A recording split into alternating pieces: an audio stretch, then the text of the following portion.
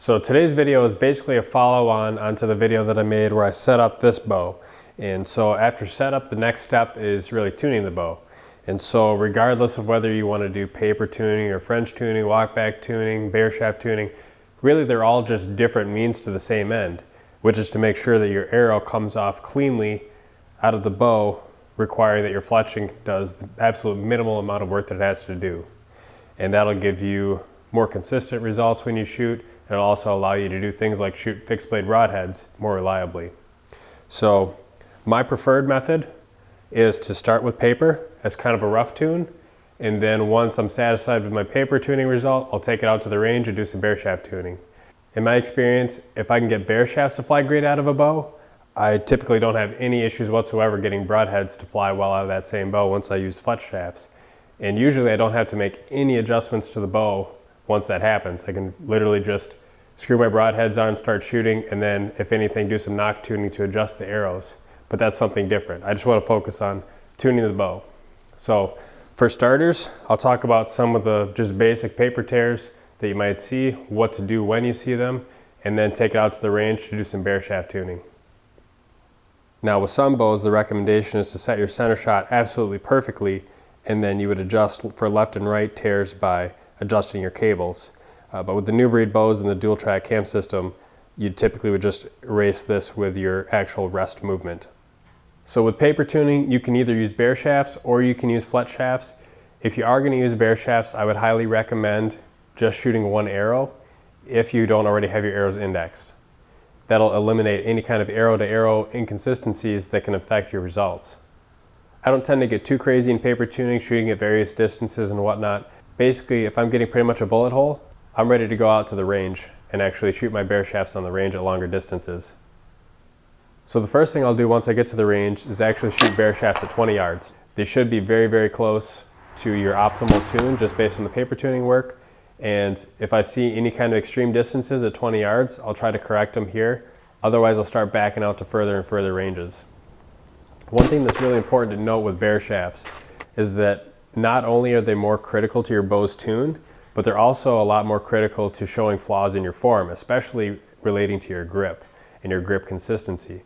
So just on these couple of shots here, all I'm doing between one shot and the other is to just purposefully torque my bow one direction and then the other. And you can see how much of an impact that has on that Bareshaft flight.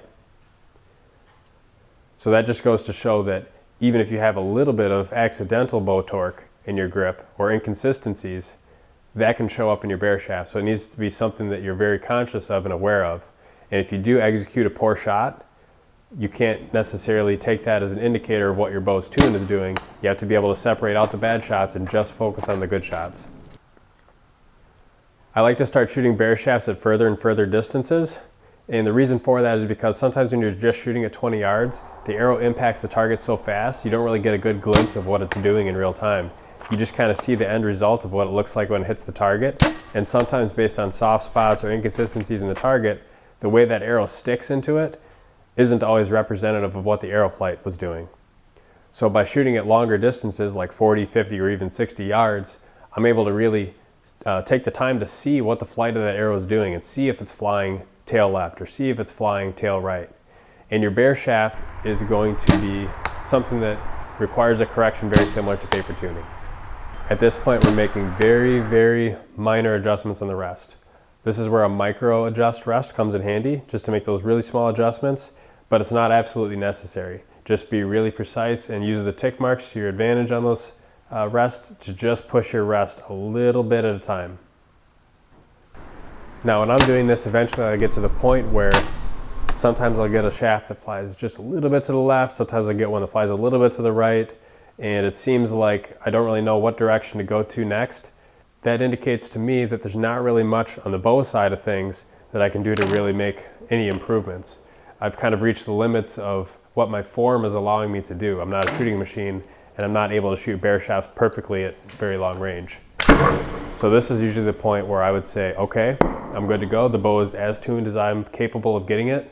So then I'll go ahead and take some records, take photos of exactly where that rest is positioned, take measurements of where my peep sight is in relation to my D-loop, and basically just try and create a snapshot of this point in time so that if anything ever does get bumped out of alignment, you can always take those measurements again and always get yourself right back to where you started with, where you know you had a good tune in the bow.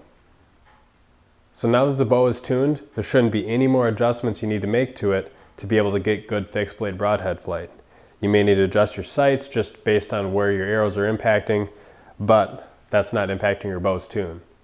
The last step, which in my experience is very important and very helpful, is to actually index all of your individual arrows. So that's what I'm going to dive in more to in the next video. What tends to happen, it seems like, is sometimes guys will tune their bow and then all of a sudden they'll get broadheads going all different ways, and it could just be because their arrows are not indexed properly, not necessarily having to do with the bow itself. So I hope this video was helpful. If you have any questions, leave them in the comments down below, and thanks for watching.